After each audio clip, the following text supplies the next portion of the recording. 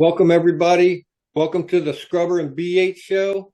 This is the What the Football channel.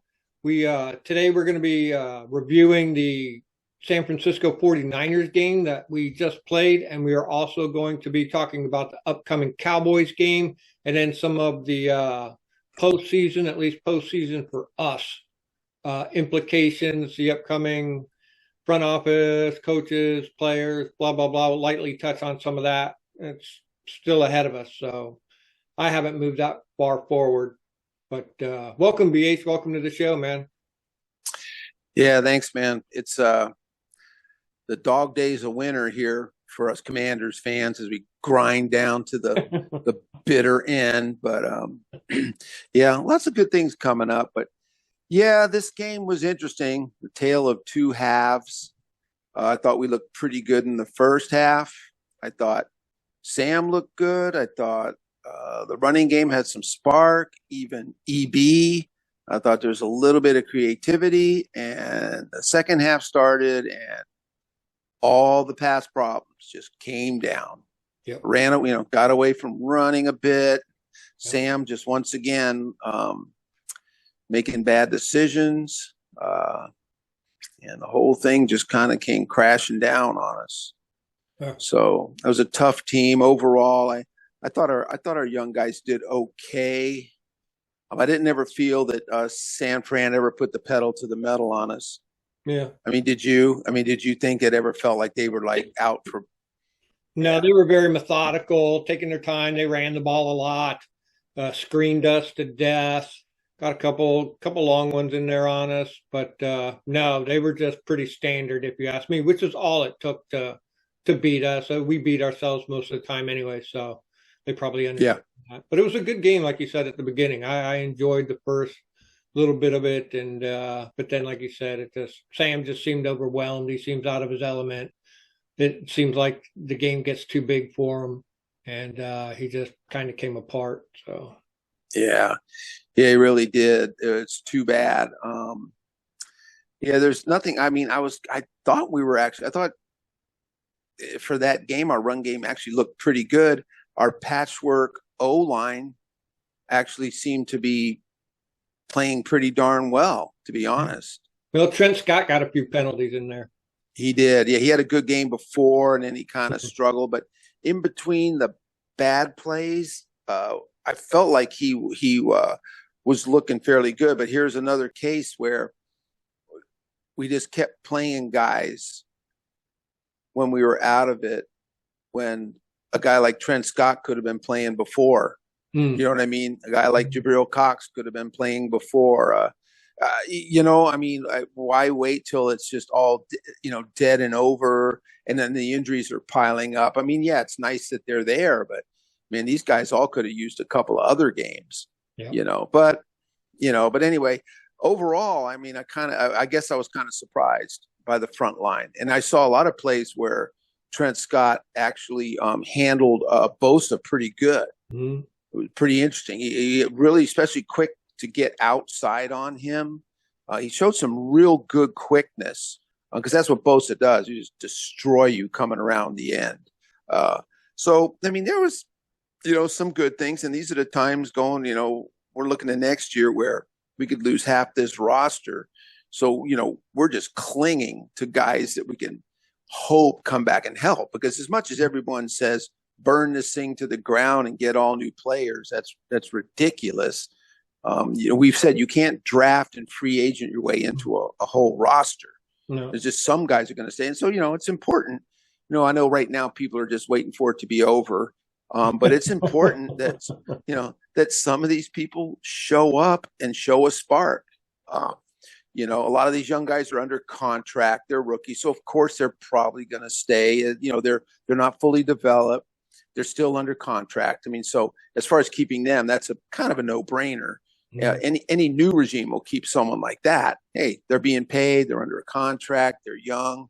Trent Scott's kind of different, so I'd like to see him. And our left tackle, I'm sorry, what's his name? He was our swing tackle before. Lucas.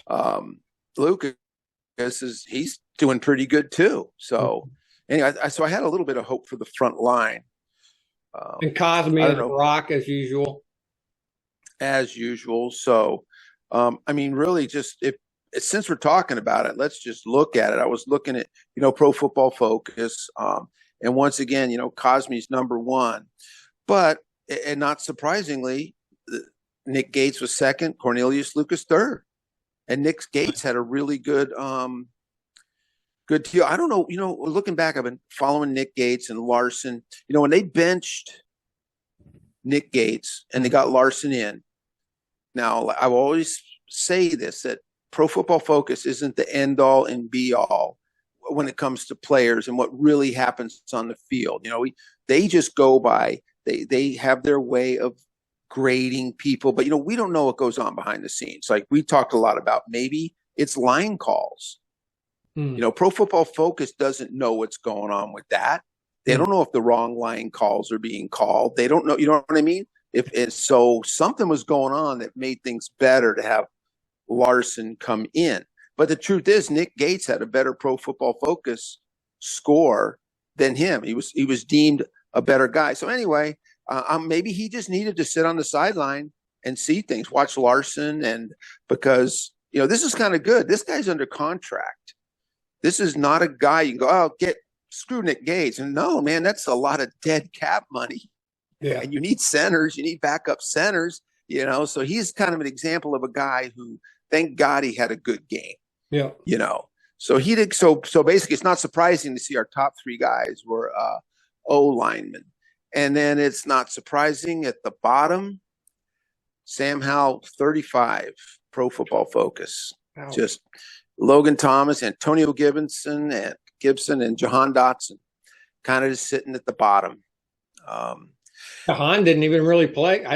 Did he have one? I think he had one attempt to him and like no catches or something. Yeah, it was just non-existent. And he, I mean, I haven't even looked at snap counts in a long time. But I mean, he's out there. He's running routes. But he was also took a media question last week, and I don't know. He threw a little bit of shade on the team chemistry, and kind of coming out to kind of say, hey, like we need more winners out here. We need people who are. And I know, and he sort of spread it around. He didn't put it on coaching. He didn't put it on the other players, but he sort of put it to both. Like he wasn't throwing the coaching staff. So yeah, I took that with a grain of salt because I mean, dude, you kind of stink. So, it doesn't look good when you're out there throwing shade when you've caught 4 passes in the last 3 games. So, anyway, I thought our defense, considering we were going up against San Francisco, was pretty decent at times, didn't you? Yeah. Jonathan Allen showed up every now and then. Yep. Our boy Forbes, maybe not so great, but I thought the linebacker core did really good. The rush was pretty good most of the time. KJ was in there. Tuhill was in there a little bit. Mostly just the linebacking core I thought did really good. I thought they did great. I mean, always out there too long. They're always we heap too much on them. And besides, maybe because San Francisco, put their foot on the brake a little bit, maybe helped them out. They were running a little bit more, so I thought they did fine. I didn't have I got a problem with Forbes, but other than that, I thought everybody did we get torched too badly except for Forbes? Maybe a couple plays. Yeah, and even Forbes plays. I mean, I know he's a kind of a pain with all his celebrating. Like, he gets roasted all the time, and then he deflects a pass, and he's out there dancing, and it's like, and we're down by 2 touchdowns. It's like, dude, please. Oh yeah, he got burned by what's his name in the end zone, that extended play. And told the guy keep going, and then he was like 15 yards ahead of him in the end zone. Yeah. And that's kind of tough when you're following a guy, especially was it Brandon Ayuk? Yeah. Yeah. When you have to follow someone that good on a broken play, it's almost like you're dead meat, man. You're dead man walking. He's just going to get open. So, but anyway, he's done a little better. I mean, the highest rated player, unfortunately, won't play this weekend. That was Christian Holmes. Oh, God, that was such Yeah. a weird play. I didn't see what Yeah. I watched the replay several times. I didn't see what happened to him. Yeah. He must have got hit his head on somebody, and it just didn't show up because he was standing up and then he went down. Yeah, he was actually went to one of the opposing player, and the opposing player was just like they came face to face, and he kind of held him for a second, and it looked like they talked for a second, and then he just kind of let go and walked away, and then he just Went down. yeah, and he looked bad too. You could see it on his fucking face, dude. Yeah. There's no way he's coming back. No. No way. But see, now here's the top two guys were Christian Holmes and Quan Martin. Not great scores, 64 and 61. But see, those are two guys right there that got to come back next year. I think Christian Holmes is still on his rookie contract, so he's cheap, he's young. So and Quan is only in his second year, and I think don't you think Quan's looked a little better now that he's played? He has. He got a couple good tackles out there. He does. They use him to blitz a little bit more. His name is always either he's assistant tackle or he's the main tackler. I didn't see his numbers in tackling, but yeah, his name was called. I could see his number in the midst of all the plays. So I like what he's been doing. And Tariq Castro Fields, some people got him pegged to do a little bit better. He's a keeper for next year. I don't know. I know he's burned us a couple times on special teams, stepped out of bounds, illegal touch, did a couple things like that. But I mean, those are rookie mistakes you make on special teams. So, but yeah, no, he looks good out there. David Mayo was making tackles. Cody was out there. Kalik was on fire as usual. So hopefully they'll bring him back. Maybe Barton. He's a free agent. So because he only gave him a 1-year deal. So, he unfortunately he's struggling. If he renegotiates his contract, he's not worth that $3 million. But Cody is really a special teams and backup. I think he'd be great depth, but he just has so much trouble against the run. And it's surprisingly, he's been pretty good and decent in coverage, but he's just Mayo's much better. They're just opposites. Mayo knows how to read the run. He knows how to take angles. He can anticipate very well. But man, you put Mayo in coverage and it's lights out. So we're hurting. I mean, except for Jamin and Kaliki, man. The cupboard's bare. So we've got a lot of areas, and we'll talk about this a lot going forward with the big changes coming. But anyway, but it's too bad, Christian. I don't think he's not going to be playing this weekend. No. So anyway, well, speaking of this weekend, the game we've been looking forward to all year, and here it is. Now, it doesn't mean anything for us, except, if we lose, it clinches that number 2 pick, and that's not a bad thing when you're looking for a general manager and all, and they're coming in. You can, if you got $90 million in cap space and the number 2 pick in the draft and 2 second-round picks, that's pretty nice for a new guy. You know what I mean? So, and maybe even too, Chicago, if they don't want to take one of them quarterbacks first thing and they want to stick with Fields, they might be willing to take some picks or something to beef up their second round picks or their third round picks, trading away that number 1 pick. They might. I don't know. I've heard that kicked around, but that would move us up to maybe a number 1 for a quarterback if that's what we're looking for. All that stuff is sketchy to me. So yeah, me too. I'm just, unless you're in love with a guy, man, staying at number 2, there's going to be a good quarterback there. For you, not a problem. So here's one thing we can talk about this later, not on this show, but one thing to throw out is if they're going to go quarterback, do we call them and say, well, what do you want for Justin Fields? The guy's 6'3", can run. He's not Lamar Jackson, but I think he's a step up from Sam Howell. He's a better runner, decent more thrower, experience. And maybe different coaching, you might do better. Yeah, and plus, the last couple of games I've seen him play, pretty dynamic. Mm-hmm. He ate us alive when we played him. He looked like Johnny Unitas out there, man. Remember him and DJ Moore just destroyed us, man. Yeah. Holy crap! Yeah, So well, anyway, that's one thing to think about. We can talk about that. Heck, who knows? We have a relationship with that front office because of the Montez Sweat trade, so we know those cats. You know, yeah. never know. So, but I don't know. It's going to be a tough one considering, like you said, you looked into it. Cowboys. I think are they going to try and maintain this number Number two two seed? seed. Number two seed.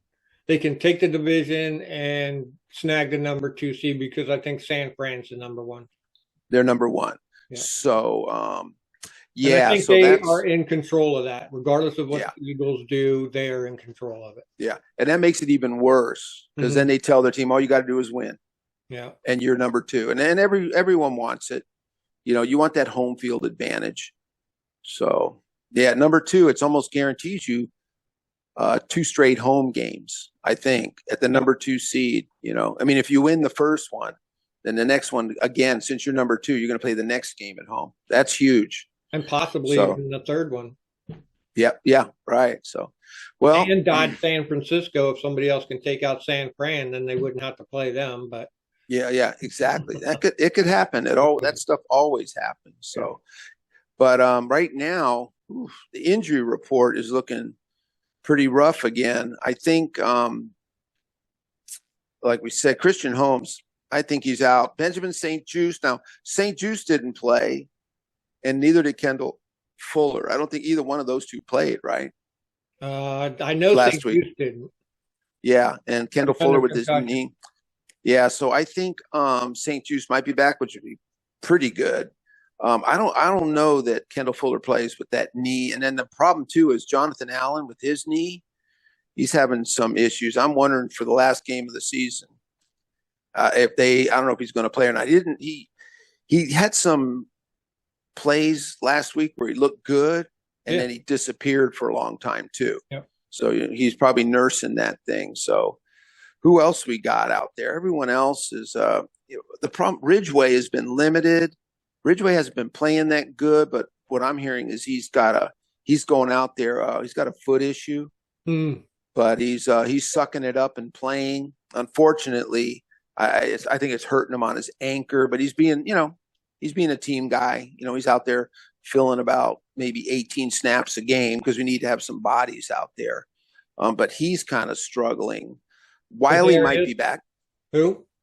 Wiley, he might come back, but I don't know. What do you think? I'd stay with Trent Scott anyway.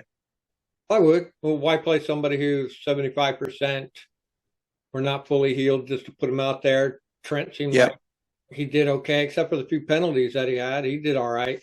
As far as like Jonathan Allen dipping out, what about who do we got for there? We also got Fedarius and maybe Abdullah Anderson. Yeah, bring those guys up, especially since John Ridgeway's kind of hurting. I think you could probably see some moves by Friday. You might just see some of those guys being brought up. I mean, Fedarian, I'm telling you, man, Fedarian's a ghost. Yeah. I mean, Fedarian is like, you're out looking out on, what number is that guy? Where is he? Yeah. I mean, that's bad because there's no injury designation, but he just seems to, he's not looking good. So, but if Jonathan Allen goes out, we need the bodies. Yeah. So everyone else, Tariq Castro Fields, he got a little banged up, so we'll see. I don't think Christian Holmes or Kendall Fuller are going to play. Ouch. But Cam was on the list too, wasn't he? Who's that? Cam Curl? Yeah, Cam's on there too. He's did not practice. Ouch. So yeah, there's another one. Yeah, not even limited play. Exactly. So I don't know what's going on. I hurt my earlobe. Yeah, exactly. I can't play. My earlobe's killing me. Yeah, that's right. Oh, Coach, my goldfish died. Traumatized. Yeah, God, I'd love to be here for this last game, but I really got to go. Yeah, you go into the coach's office with your golf spikes and a Hawaiian shirt on. Hey, Coach, I got bad news, bro. I just can't. Can't do it, bro. So anyway, yeah, it's going to be, it just doesn't look good. But I think what we'll do is when, you stream the game and I'm there and we watch it and What we do is hope to see some of these young guys continue to look good. It's slim pickings, but some of these guys, if it's the last game, but we've got to see them step up. We got to see a guy like Federian go in and flash something. You know what I mean? God damn. We really, this team, we're going to be doing on these shows coming up at the end of the season when, we start to go into free agency and we start looking at this roster, because obviously a whole new regime's coming in. We all know it. It's going to happen. But man, it's going to be interesting to see. They're going to have to work their asses off to cobble together a roster that works. Yeah. So yeah, you can tell the people who are trying to want to keep their jobs, the Kalikas and Hudson, people like that, they want to keep their job. Cosme, without a doubt, job. These people, they're trying. The other ones, you can see they're a little pedestrian or whatever. Or they're not playing the last game. So unfortunately, too, Forbes is probably going to somewhere in there is going to have to go up against CeeDee Lamb. So not really looking forward to that either. So CD played pretty good the other day against the Lions. So yeah, he's really put it together this year. He's always been good, but this year he kind of got that unstoppable kind of thing, where he just is always open. mm-hmm. It's pretty amazing. Going to be interesting to watch. Well, got to play the game. So I don't even want to do a prediction on the score for this one. Well, we'll see who shows up, and we'll just pray our young guys come together. Maybe there'll be like some esprit de corps there, all of them fighting, knowing that they've got nothing left, but that they're going to be back next year. Mm-hmm. Their attitude, hey, there's a lot of guys here dogging it and mailing it in, but we're not. So right. Hopefully we get a little bit of that. The weather could be in our favor a little bit too, because I know there's a big storm going around that area. I looked at the weather up there. I think Saturday is supposed to like rain all freaking day, and then Sunday I think the high is 46. Yeah, Dallas isn't really kind of used to. I don't think they've had to play in too much of a cold weather game. So the weather might affect them a little bit. Yeah, if it gets delayed because it's Sunday, it's sort of clearing up a little. So our best bet is that it gets delayed a little bit, and then we get a real big winter game. And that usually happens. They usually weather that, as I've ever noticed, always gets pushed back a little bit. So yeah, we'll see. Cool. Well, let's see. You'll be streaming the game on Sunday, right? I will. I'm gonna I have to watch it on TV. So I don't know what channel it's on, but a couple of the channels that football's used, I get Fox really good, but the other two channels I don't get so well. So we'll just have to put up with that. And yeah. Okay. Yeah. It's implicated. Right on. So you want to talk? Do we need to talk about anything like upcoming coaching? Or I looked at the office staff, front of the house people there. There's a lot of people in there. There's the vice president and money, and a couple people do the money, like 6 or 7 scouting people, deputy director of this or that. There must have been, dude, I didn't count them, but it looked like 20, 30 people in that front office. And there's people probably not listed, assistants, secretaries. Yeah. You got runners, gophers. Almost everyone probably has some kind of a secretarial assistant. You got the people who handle the tickets, the ticket booth. There's all those people. I mean, it's a big deal, man. When you come in, my biggest thing, like we've talked about, when Black Monday hits, and we know that people will be letting go. Sometimes it gets delayed till Tuesday, but usually they bring the coaches in on Monday and they get going on things. That's not really a big deal. I don't think that's a big surprise. We don't have to talk about that. But I think for people watching and our subscribers that, when big things happen, we'll be doing shows, we'll be following up, we'll be telling you about these guys, who they are and their background. So that's going to be kind of fun. So stick around for those notifications. But overall, my biggest thing is what are they going to do with scouting and the scouting department? Because we're up against it. It's, there's just a matter of time before the combine starts to get rolling and free agency is going to hit. So you really got to have your scouts in there. So it's going to be a lot of fun. I think it's exciting. It's all good. Yeah.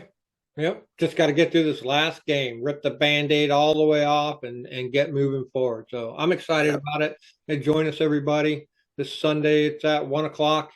And most everybody should be able to see it, I would imagine. But Oh turn yeah. off the sound there and listen to old Scrubber yell and scream. And yeah, at least the boys give them a good game. Keep it close. We kept that last game close to the half. We were looking good. It's fun when it's like that, when you're only down by 3. You know what I Yeah. mean? Yeah, that's actually excellent. You feel great about something like that, especially against San Fran, and then it's just got away from us. So yeah, I'd like to Yeah. see a good game, maybe even a win, and just deprive them stupid fuckers of what they want. I think we're an automatic at number 2 pick, aren't we? No, we could slide a little Okay, bit depending on what New England all does. So yeah. But hey, you know what? You just play the game. And just nothing we play can it. do about it. Yeah, yeah. All Hell right. yeah. How'd we do? We good to go? Doing good, man.